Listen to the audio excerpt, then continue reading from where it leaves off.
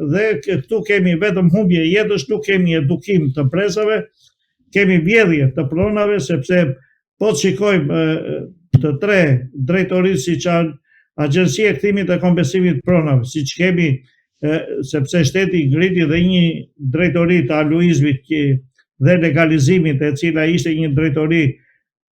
shumë famkeqe që legalizonte pronën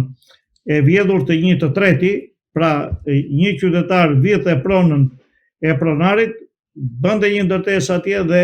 e legalizonte shteti me ato ligjet e veta, ashtu si që kemi dhe ASHK-n sot, Agjenci Shtetërore të Kadastrës, e cila dhe ajo për hir të së vërtetës për çdo lloj shërbimi do të kërkojë një taksë në dorë me qëllim që të marrë shërbimin. Në të kundërt nuk e merr atë shërbim nëse nuk paguan rishvet, nuk e merr atë shërbim në Agjencinë Shtetërore të Kadastrës. Me gjithë reformën që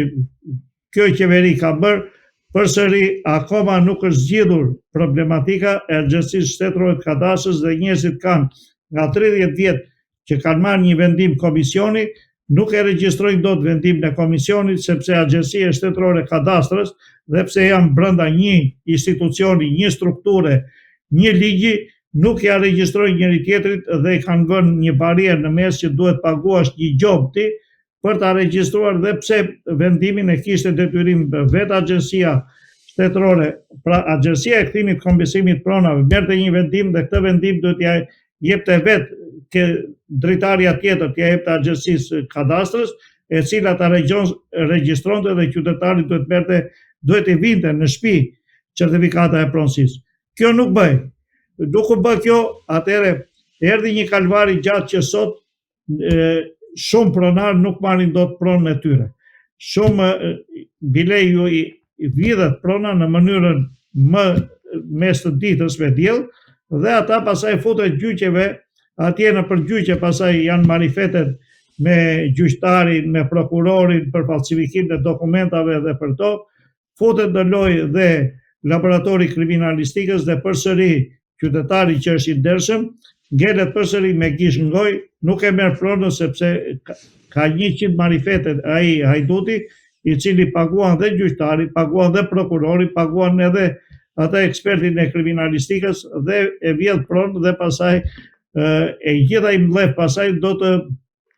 shkarkoj diku, ashtu si që ka shkarkuar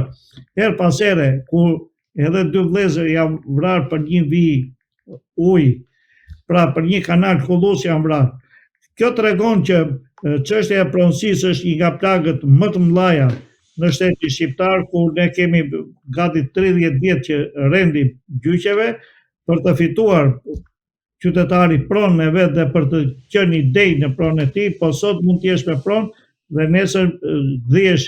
pa pronë sepse ta merr shteti në një mënyrë ose në një tjetër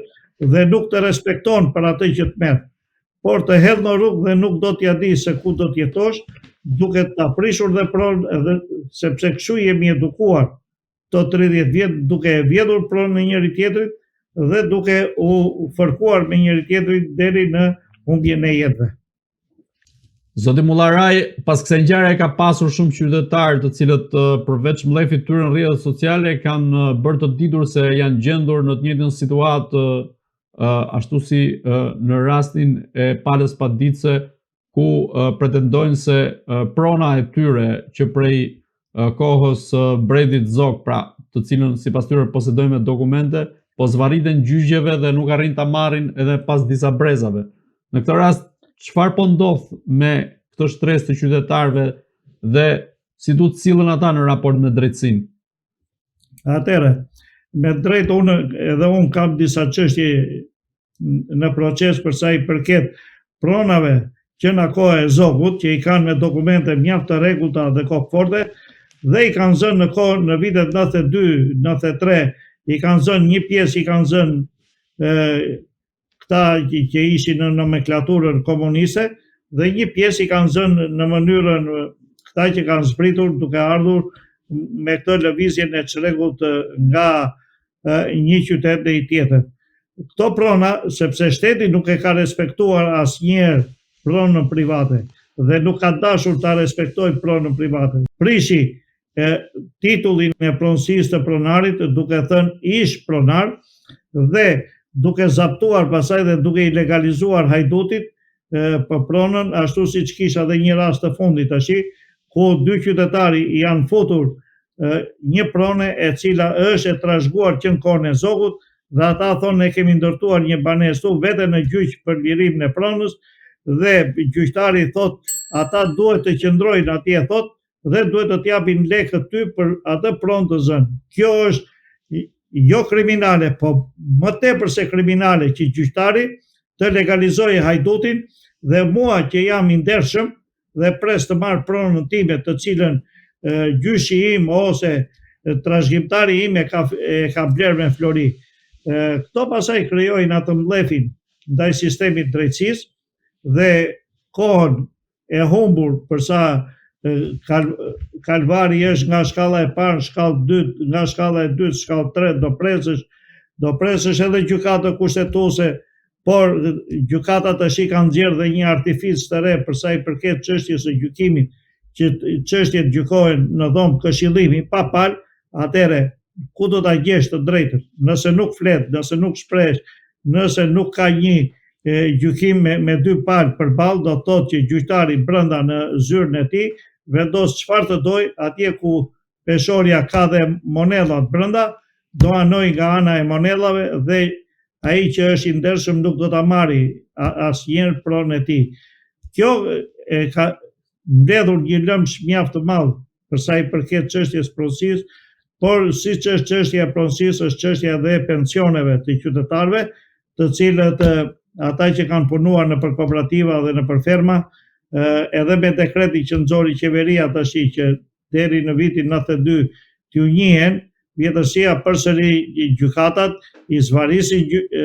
qytetarët deri në gjykatë e lartë, sepse është një avokaturë shteti në mes që ankimon vendimet dhe qytetari nuk e merr dhe nuk fiton as ato vite të punës që ka pasur në kooperativë ose në fermë ose në një ndërmarrje, meqense ato janë djegur gjitha sepse u bë shkruaj me hi Shqipëria në vitet 91-92. Të gjitha këto sollën dhe kanë akumuluar një ngarkesë të jashtëzakonshme të stresit, ku një pjesë e qytetarëve kanë zgjedhur rrugën për t'u larguar nga vendi ynë, nga toka ku ata u lidhën dhe një pjesë vazhdojnë të luftojnë sepse i kanë vënë detyrë vetes tyre për ta fituar pronën. Por dhe mlefi i kësaj ngjarje ka pasur ulërima të mëdha në Shkodër për sa i përket, mirë po shkonte gjithmonë në vesh të surdhës, sepse ka një qytetar, kjo familje që ka fituar këtë objekt që e ka bler, duhet të respektojë për pronën e bler, sepse është futur në një ankam dhe e ka bler, dhe ata qytetarë që ishin të pastre bashkia dhe shteti duhet i strahonte atje ku duhet t'i gjente vendin e dur, po jo t'i fuste në pronën private. Por duke ardhur në një kulturë e prapambetur, kur nuk kemi respekt për pronën private, do të thotë që kur s'kem respekt për pronën private, do të kesh edhe ngjarje të tilla të hidhura, për sa kohë neve nuk respektojmë vullnetin dhe dëshirën e pronës private. Në momentin që ne do të respektojmë pronarin, në atë moment nuk do të ketë më gjakterdhje, nuk do të ketë më zvaridhje në përgjykata, sepse vetë gjyqtari duhet të ndërgjegjësohet dhe ai që nuk ndërgjegjësohet duhet të largohet menjëherë nga sistemi i drejtësisë me qëllim që mos të abuzojë, sepse ne kemi gjyqtarë që kanë dalë me miliona euro nga sistemi i drejtësisë vetëm sepse kanë abuzuar me pozicionin e tyre, me detyrën e tyre, vetëm duke pasur si mish pronën private, të cilën sa ju erdhi në dorë, ja dhanë atij që nuk e meritonte me pretendime dhe me pretekste nga më të ndryshme. Të gjitha këto janë pjesë e një sistemi drejtësie që dhe pse filloi reforma e vettingut në 2013 dhe vazhdoi për një periudhë të gjatë, dhe ajo pasaj pati ato problematikat e veta. Kështu që në këtë kuadër do të thosh që një analizë e fortë duhet bërë mbi tërësinë dhe problematikën e të gjithë sistemit drejtësisë.